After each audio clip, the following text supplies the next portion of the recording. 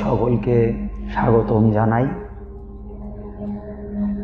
আমি আপনানন্দ আপনাদের সাথে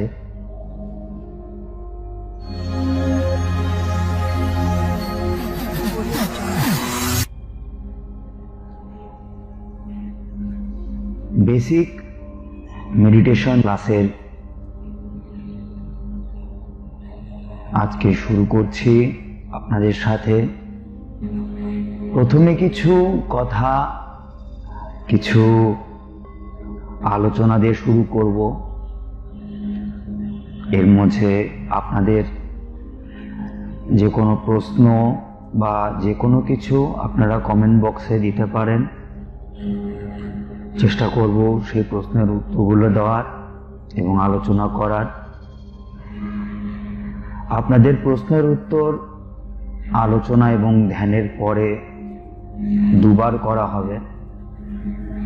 প্রথমে আলোচনা শেষে আপনাদের যদি কোনো প্রশ্ন থাকে আলোচনা নিয়ে, সেই প্রশ্নের উত্তর দেওয়া হবে। তারপরে ধ্যান পদ্ধতি বলা হবে এবং তারপরে ধ্যান করানো হবে। এবং ধ্যান শেষে আপনাদের যে কোনো প্রশ্ন যদি থাকে সেই বিষয়ে আলোচনা করা হবে। যেহেতু এটা বেসিক মেডিটেশন ক্লাস, সো একদম বেসিক থেকেই শুরু করছি, কারণ এটি একদম যারা নিউ বিগিনার তাদের জন্য বিশেষ করে আজকের এই ক্লাসটি সম্প্রচার করা হচ্ছে। প্রথমে আগে আমরা জেনে নিই, আমরা অনেকে হয়তো জানি যে ধ্যান কি, তারপরও আমরা একটু জেনে নিই যে ধ্যানটা আসলে কি। ধ্যানটা মূলত আসলে স্থির চিত্তে এবং একাগ্রতার সাথে যে কোনো কিছু করাই হচ্ছে ধ্যান। সেটা যে কোনো কিছু হতে পারে। সেটা যে শুধু আপনি বসে থেকে কোনো কিছু চ্যান্টিং করবেন বা জপ করবেন বা কোনো জিকির করবেন বা বিশেষ কোনো প্রক্রিয়ায় যে সেটা করবেন তার কোনো মানে নেই।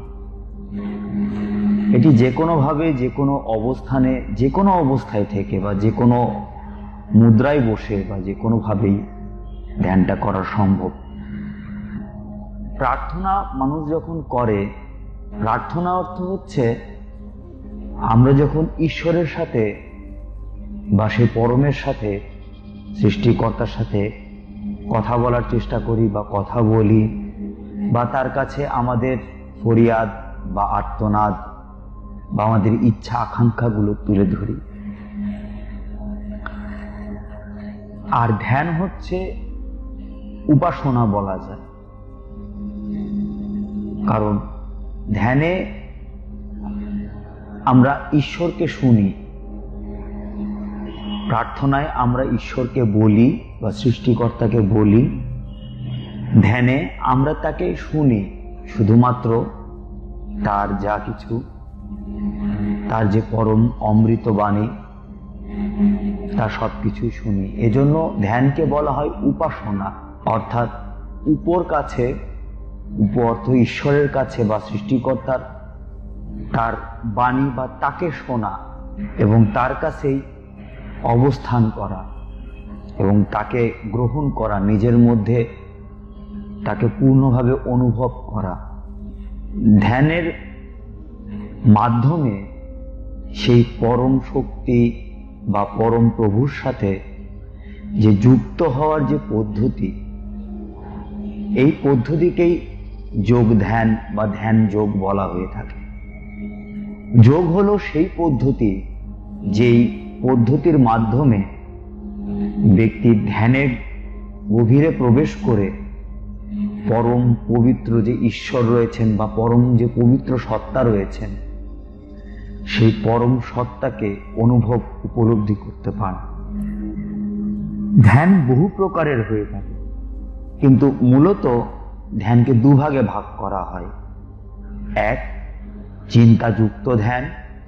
দুই, চিন্তা মুক্ত ধ্যান, অর্থাৎ থটলেস প্রসেস এবং থট প্লাস প্রসেস। থটলেস প্রসিজারের অনেক ধরনের ভাগ রয়েছে, আবার থট প্লাস প্রসিজারেরও বহু প্রকারের ভাগ রয়েছে। এক এক ধরনের ধ্যানের উদ্দেশ্য এক এক রকমের থাকে।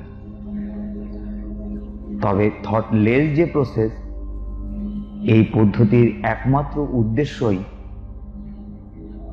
পরমের নৈকট্য পাওয়া বা নিজের আত্মার নিকটে আসা। আত্মা এবং পরমাত্মা ভিন্ন কিছু নয়। আত্মার বাহ্যিক রূপ হচ্ছে পরমাত্মা, পরমাত্মার আন্তরিক রূপ হচ্ছে আত্মা। তো কেউ যদি আত্মাকে খোঁজে অর্থাৎ সে অন্তর্মুখী, আর যদি কেউ পরমাত্মাকে খোঁজে তাহলে সে বাহিরমুখী। বাহিরে যখন আমরা তাকে দেখতে চাই তখন আমরা তাকে পরমাত্মা বলি বা বাহিরে যখন তার সন্ধান করি, কিন্তু যখন আমরা নিজের ভিতরে তার সন্ধান করি তখন সেটি আত্মা। চিন্তামুক্ত বা থটলেস যে প্রসিজিওর, সেই প্রসিজিওর গুলোর উদ্দেশ্য হচ্ছে নিজের অন্তরাত্মার সন্ধান করা বা নিজের অন্তরাত্মাকে উপলব্ধি করা, অনুভব করা। ধ্যান করার বহু ধরনের পদ্ধতি রয়েছে, এ আগেও বলেছি। তার মধ্যে আজকে আমরা যেটি করব এটিকে স্থিরকরণ বলা হয়। এই স্থিরকরণ পদ্ধতিতে আমরা স্থির হওয়া শিখব।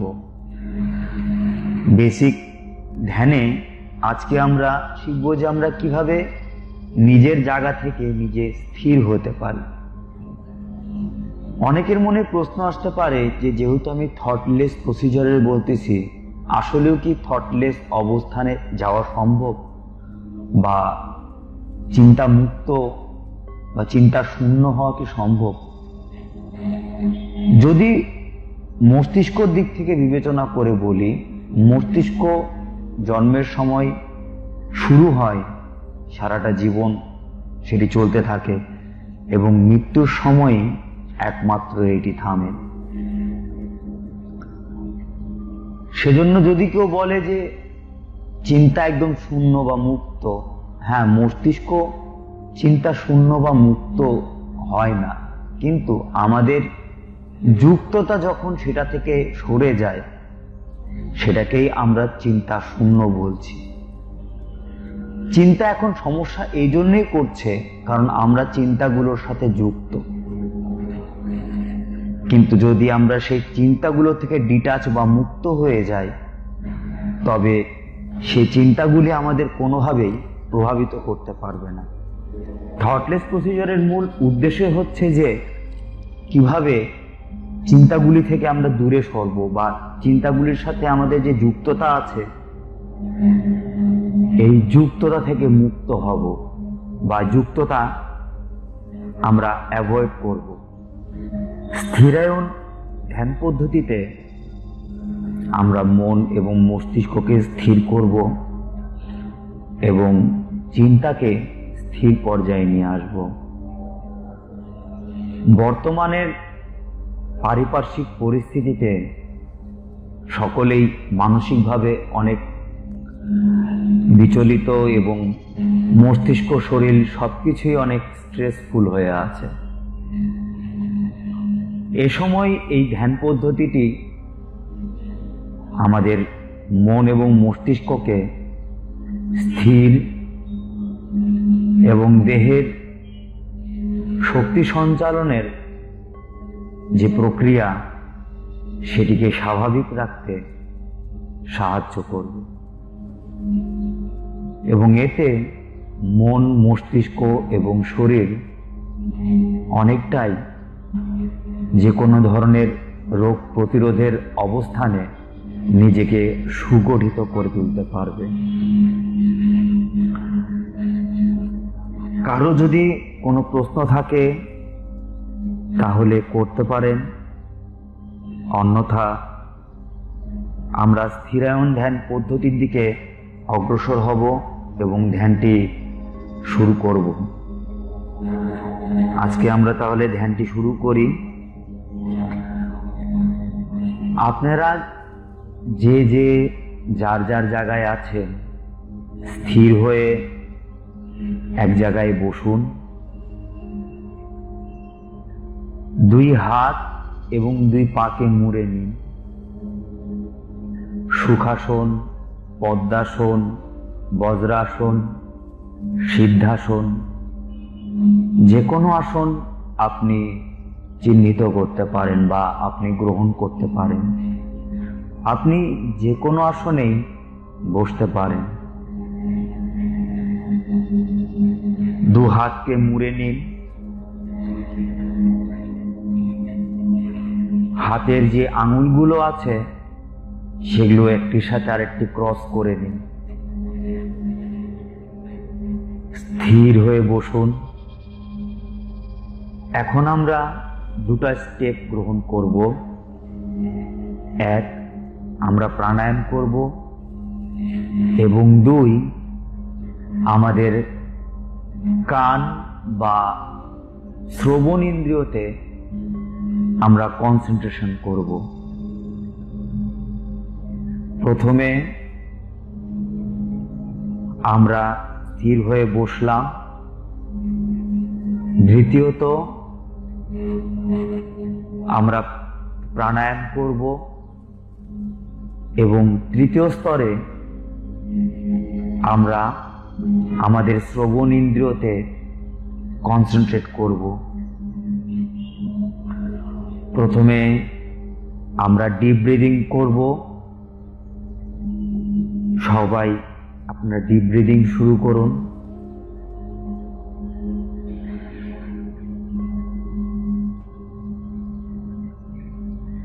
আর একটু ডিপ ব্রেথ। দীর্ঘ শ্বাস নিন, আরো দীর্ঘ শ্বাস নিন। দীর্ঘ শ্বাস নিন।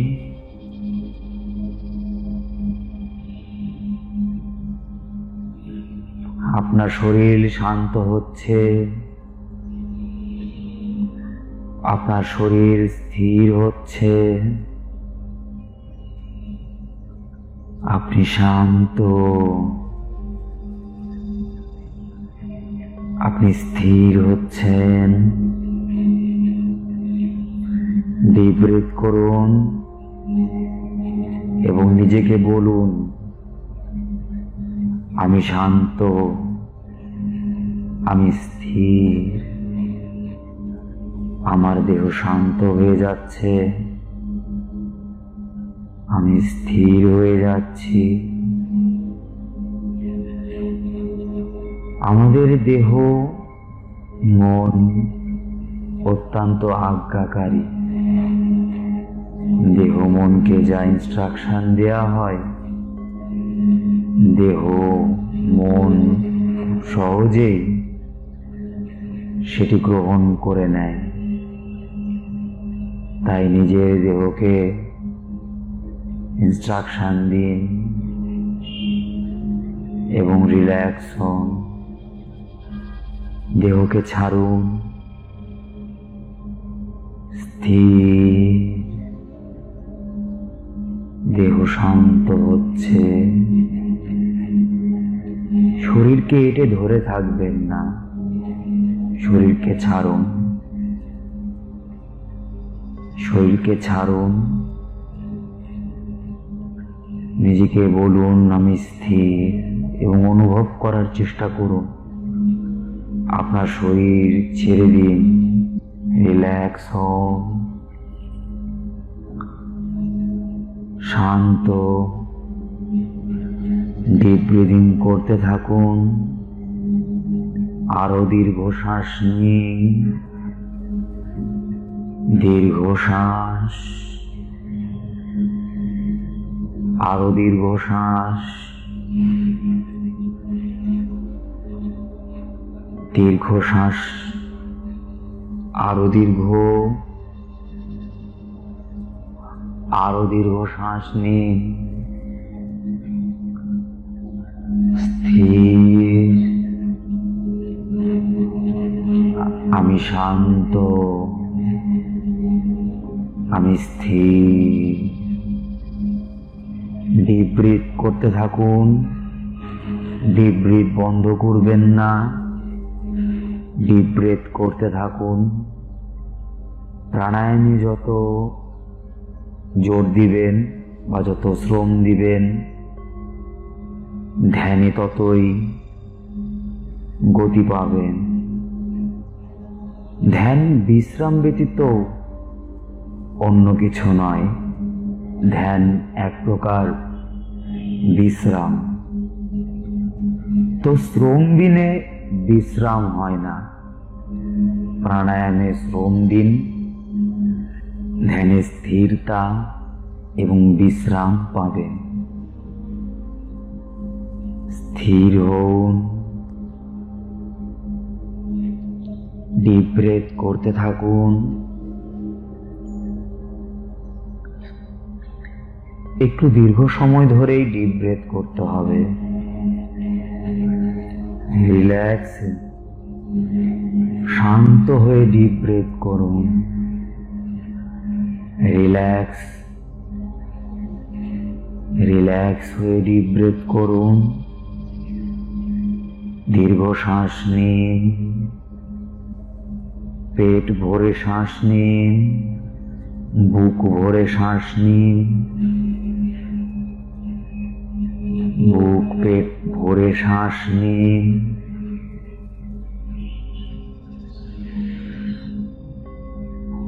স্টপ।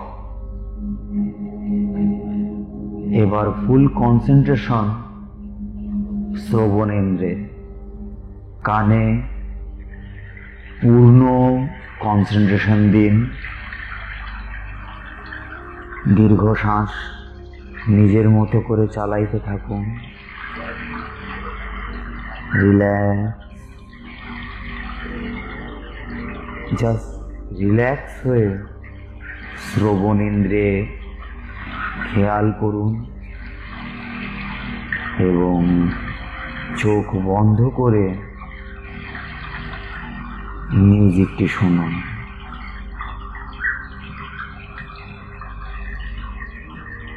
ধীরে ধীরে রিল্যাক্সে শ্বাস নিন, রিল্যাক্সে শ্বাস নিন, মিউজিকটি শুনুন।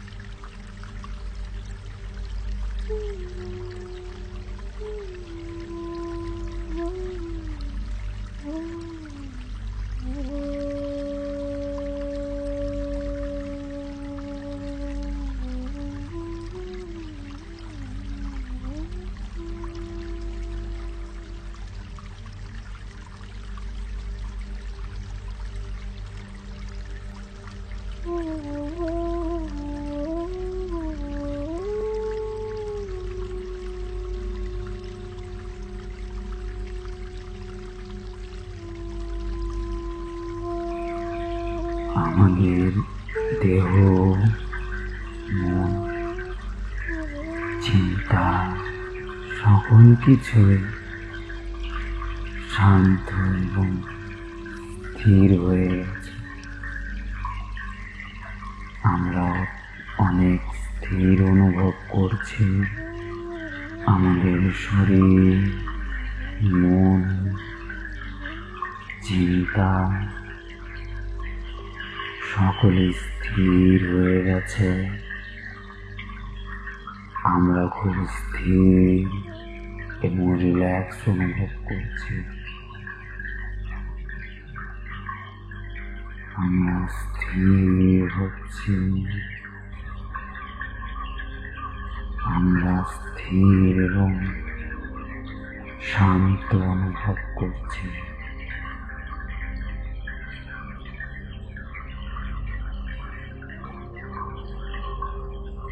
আমাদের মন অনেক প্রফুল্ল হচ্ছে। আনন্দ অনুভব হচ্ছে। মন স্থির এবং শান্ত অনুভব।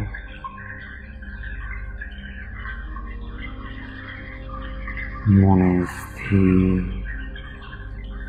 এবং শান্ত অনুভব হচ্ছে।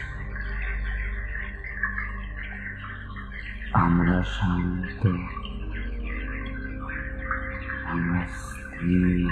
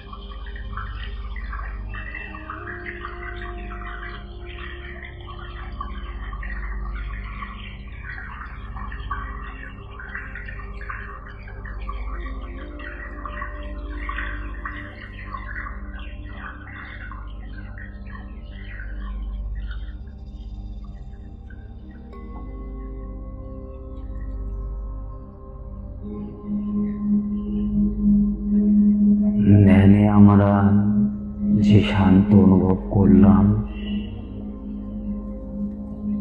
তা সকল প্রাণীর মধ্যে যেন ছড়িয়ে পড়ে।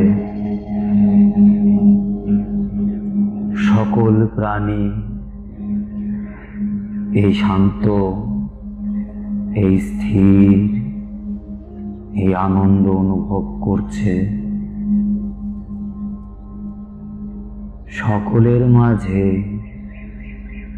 এই শান্তি এবং স্থিরতা ছড়িয়ে পড়ছে। গোটা পৃথিবীতে এই শান্তি ছড়িয়ে পড়ছে। গোটা পৃথিবীতে সবাই শান্তিতে আছে। সবাই স্থির এবং আনন্দিত হয়ে আছে।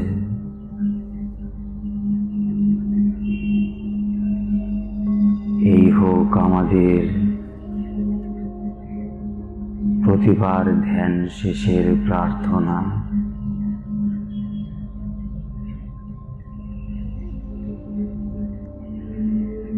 প্রশ্নের জন্য বলেছিলাম, তেমন কোনো প্রশ্ন দেখছি না, একটি প্রশ্নই দেখতে পাচ্ছি। নিজেকে শূন্যতায় পরিণত করাই সত্যের দরজায় পৌঁছে যাওয়া। নিজেকে শূন্যতায় পরিণত করার পদ্ধতি কি কি বলে দিলে ভালো হয়। নিজেকে বিলিয়ে দেওয়ার বা শূন্য হওয়ার পদ্ধতি একটাই, তা হলো পূর্ণ আত্মসমর্পণ। তবে এই আত্মসমর্পিত হওয়ার বিভিন্ন পদ্ধতি আছে, কারণ আত্মসমর্পণটাও আমাদের সবার দ্বারা হয়ে ওঠে না। আত্মসমর্পণ করতে গেলেও অহমিকা, ইগো এগুলো মাঝে চলে আসে।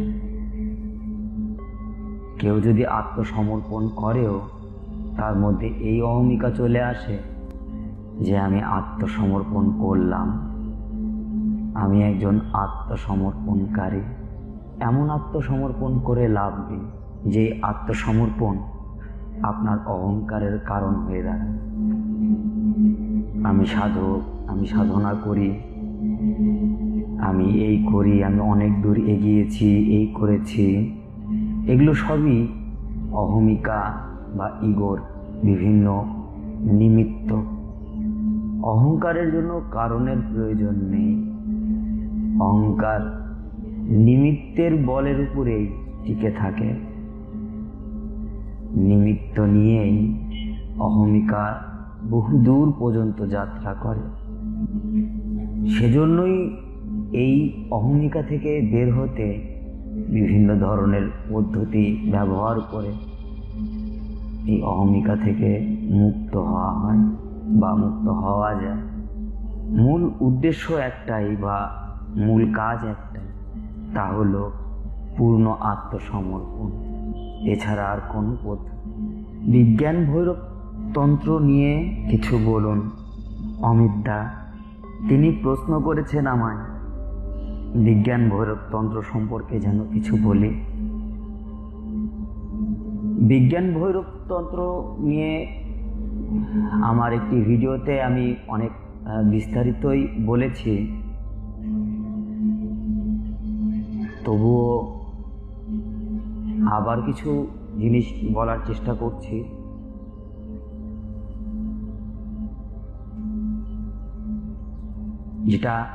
যেহেতু বেসিক ক্লাস, তাই বেসিক কিছু বিষয় বিজ্ঞান ভৈরবতন্ত্র নিয়ে বলার চেষ্টা করব। বিজ্ঞান ভৈরবতন্ত্র বলতে গেলে সর্বপ্রথম যোগের বিজ্ঞান বা যোগের বৈজ্ঞানিক একটি গ্রন্থ। এই গ্রন্থে 112টি ধ্যান পদ্ধতির কথা বলা আছে। এই 112টি ধ্যান পদ্ধতি সর্বকালের শ্রেষ্ঠ ধ্যান পদ্ধতি। গোটা পৃথিবীতে যে কোনো স্থানে যত প্রকার ধ্যানের পদ্ধতি আবিষ্কার করা হয়েছে বা ধ্যান পদ্ধতির কথা বলা হয়েছে, কোনোটি এই 112টি বাইরে না। এই 112টিকে ভেঙে বা দুটিকে একত্রিত করে বিভিন্নভাবে বিভিন্ন ধ্যান পদ্ধতি আবিষ্কার করা হয় বা তৈরি করা হয়। যত প্রকারের সাধন পদ্ধতি আছে, এই 112টির বাইরে আজ অবধি কেউ নতুন কোনো কিছু দিতে পারে। বলা হয়ে থাকে এই বিজ্ঞান ভৈরবতন্ত্র এটি সপ্ত ঋষির দ্বারা লেখা হয়েছিল। যদিও এর কাল সম্পর্কে বিভিন্ন মতবাদ রয়েছে, বিভিন্ন দ্বিমত রয়েছে। অনেকে বলে যে এটি 20,000 বছর পুরাতন, অনেকে বলে এটি 10,000, অনেকে বলে 15। যত বছরই হোক, এতটুকু সত্য, বিজ্ঞান ভৈরবতন্ত্র জ্ঞান বিজ্ঞান এবং আধ্যাত্মিকতার সবচেয়ে প্রাচীন গ্রন্থ, এবং যাতে সর্বকালের শ্রেষ্ঠ সাধনা পদ্ধতি এবং আধ্যাত্মিক বিভিন্ন অভ্যাস পদ্ধতি বর্ণনা করা আছে। গোলাম মোস্তফা ভাই প্রশ্ন করেছেন, গুরু ছাড়া কিভাবে সাধন করা যায়? গুরু ছাড়া সাধন, প্রথমত বিষয়টা হবে এমন যে এসএসসি পাস করতে চান কিন্তু স্কুলে যেতে চান না। বিষয়টা অবশ্য মজার, কারণ বর্তমানে এমন ভালো স্কুল পাওয়া বা ভালো শিক্ষক পাওয়াও তো দুষ্কর। গুরু ছাড়া সাধনায় পূর্ণতা আসাটা অনেক কঠিন, অসম্ভব না, কঠিন, সকলের পক্ষে সম্ভব না। মহাপুরুষেরা তো বলে গেছেন যে পূর্বজন্মের যদি স্বীকৃতি থাকে তবেই সম্ভব যে গুরু ব্যতীত সেই অবস্থান অর্জন। লালন সেজের একটি পদে বলা আছে যে পূর্বে যে স্বীকৃতি ছিল সেই ফল হইল, না জানি কি আর হবে রে শেষে। নিজের জাগ্রত বোধ থাকলে তবেই গুরু ছাড়া সাধন বা সাধনায় অগ্রসর হওয়া সম্ভব।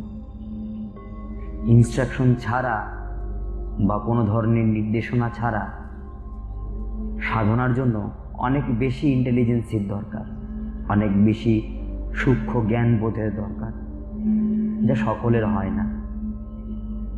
আর যার আছে তার প্রশ্ন করার প্রয়োজন পড়ে না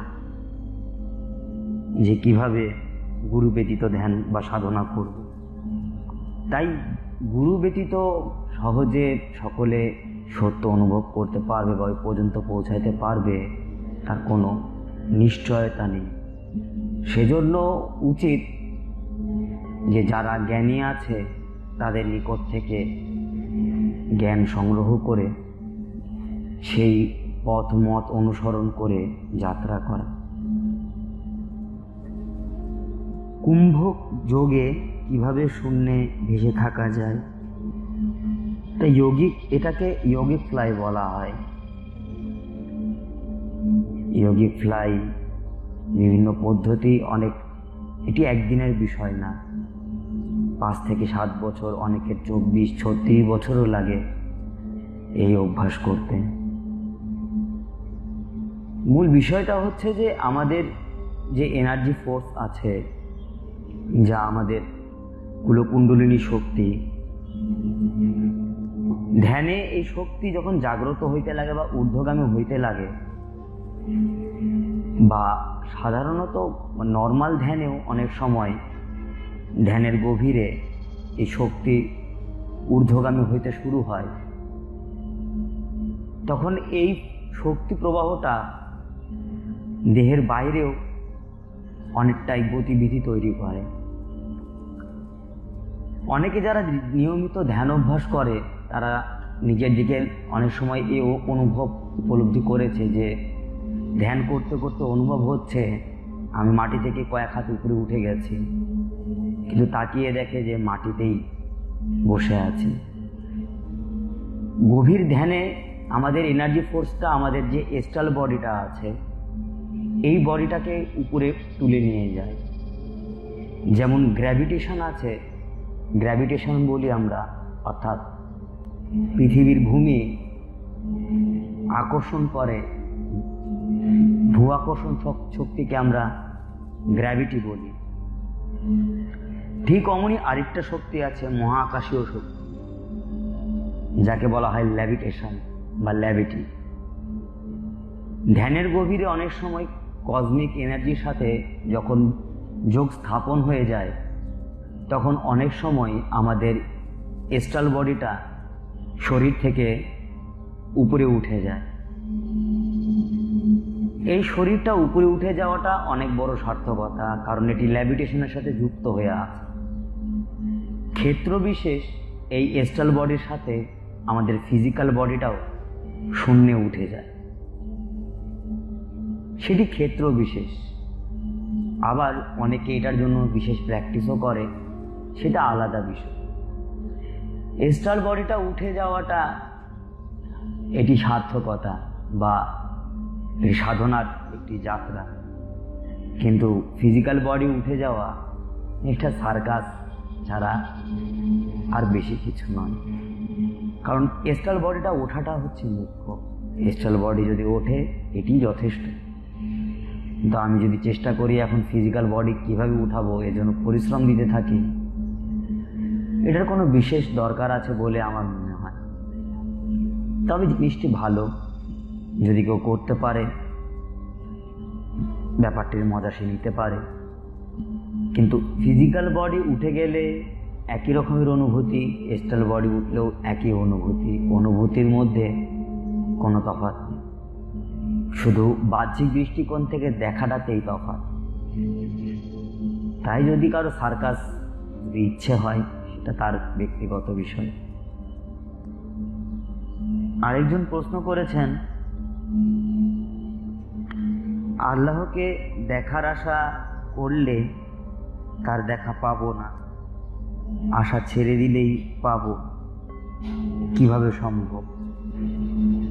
রবীন্দ্রনাথ ঠাকুরের একটি পদ মনে পড়ে গেল,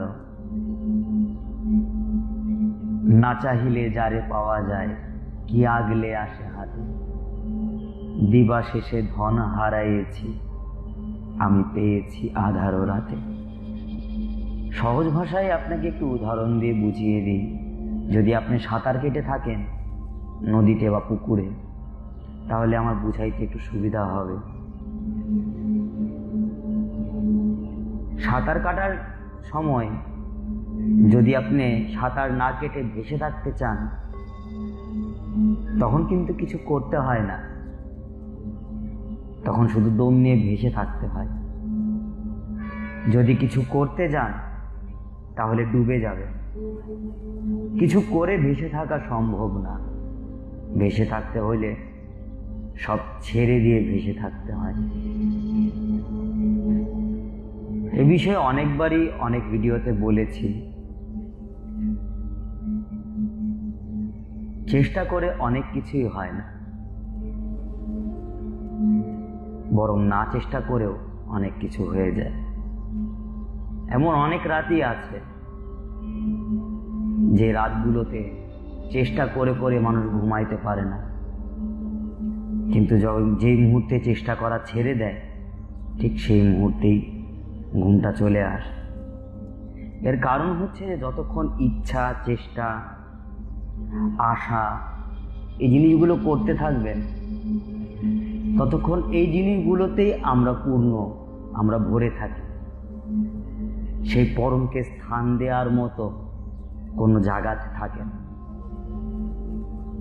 আর যখনই মানুষ এগুলো করা ছেড়ে দেয়, তখনই ব্যক্তি শূন্য হয়ে যায়। আর পূর্ণ তখনই হওয়া যায় যখন মানুষ শূন্য হয়। সদ্গুরু কিভাবে পাবো? গোলাম মোস্তফা ভাই। ফকির লালন সাহেজির আবারও একটি পদ মনে পড়ে গেল। সাহেজির পদে বলা আছে,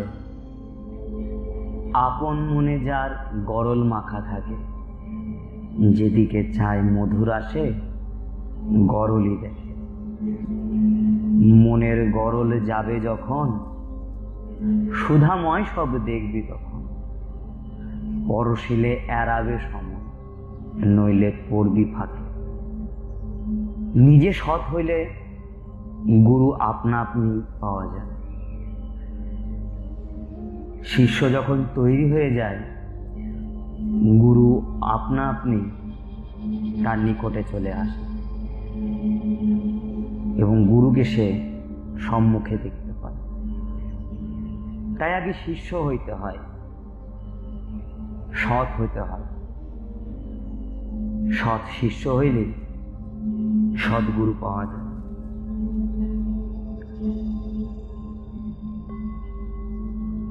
রাতে ঘুমানোর সময় শরীরের এনার্জি প্রবাহিত হয়,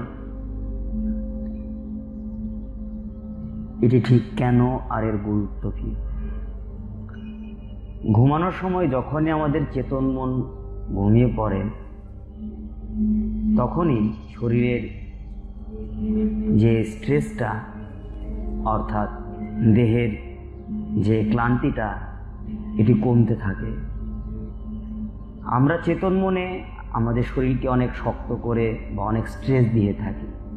যখনই আমরা ঘুমাই, তখন আমাদের বডিটা ছেড়ে দেয় এবং রিল্যাক্স হয়ে যায়, যার কারণে সহজেই তখন দেহে কসমিক এনার্জি প্রবাহিত হয়। এর কোনো বিশেষ কোনো গুরুত্ব না থাকলেও আমাদের দেহ এই কসমিক এনার্জি দিয়েই বেশি চলে, বা দেহ চলতে ফিরতে এই কসমিক এনার্জির ব্যবহার করা হয়। এই কসমিক এনার্জি যদি শরীরে প্রবাহিত না হইতো, তাহলে আমরা সুস্থভাবে সবলভাবে চলাচল করতে পারতাম না। যার কারণেই এই এনার্জিটা আমাদেরকে হিল করে, যার কারণেই বিভিন্ন ডাক্তারেরা অসুখ হইলে বা যে কোনো সমস্যা হইলে শারীরিক রেস্ট করতে এবং ঘুমাইতে বলে, এবং ঘুমাইলে আমাদের বডি একা একাই হিল হয়। এই একা একা হিল হওয়ার কারণে হচ্ছে এই সময় দেহে কসমিক এনার্জি প্রবাহিত হয়, তাই আমাদের দেহ অটোমেটিক হিল হয়। একজন ব্যক্তি যদি 60 বছর বাঁচে, তার মধ্যে সে 20 বছরই ঘুমায়। যদি সেই 20 বছর না ঘুমাতো, তাহলে 60 বছর বাঁচতে পারত না। এই 20 বছরের ঘুমে সে যে কসমিক এনার্জিগুলো পেয়েছে, এই এনার্জি দিয়ে সে বাকি 40 বছর সে জীবিত থাকে। কখনো কখনো ধ্যানের মধ্যে শরীর খুব আনন্দিত হয়ে যায়। ধ্যানের মাধ্যমে কি আনন্দময় শরীরকে অনুভব করা হয়? জি হ্যাঁ, ঝুমু জাহান প্রশ্ন করেছেন। হ্যাঁ, ধ্যানে আমাদের যে আনন্দময় কোষ আছে এবং যে আনন্দময় শরীর রয়েছে, একে অনুভব করা যায়। এবং ধ্যানে যখন দেহ স্থির হয়, স্থির চিত্তে স্থির মনে, তখনই দেহর এমন অবস্থা তৈরি হয় যাতে মানুষ আনন্দিত অনুভব করে।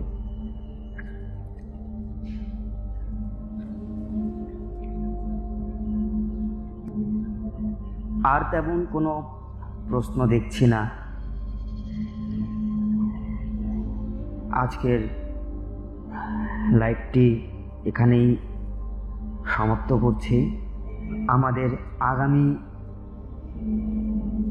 Online energy healing meditation class খুব শীঘ্রই শুরু করা হবে, শীঘ্রই অনুষ্ঠিত হবে। অনেকে এটি পূর্বে করেছেন, যারা করেননি আমি সাজেস্ট করব আপনারা করে দেখতে পারেন। যারা এই অনলাইন এনার্জি হিলিং মেডিটেশনটা করতে চান, তারা রেজিস্ট্রেশন করতে পারেন। রেজিস্ট্রেশনের নিয়মাবলী আগামীতে পোস্ট করা হবে, এবং এই ভিডিওটির কমেন্টেও রেজিস্ট্রেশন পদ্ধতি বলা থাকবে। আপনাদের সকলের প্রতি আমার প্রেম ভক্তি রইল। আজকের মতো এখানেই শেষ করছি। সকলে ভালো থাকুন, ঘরে থাকুন, সুস্থ থাকুন।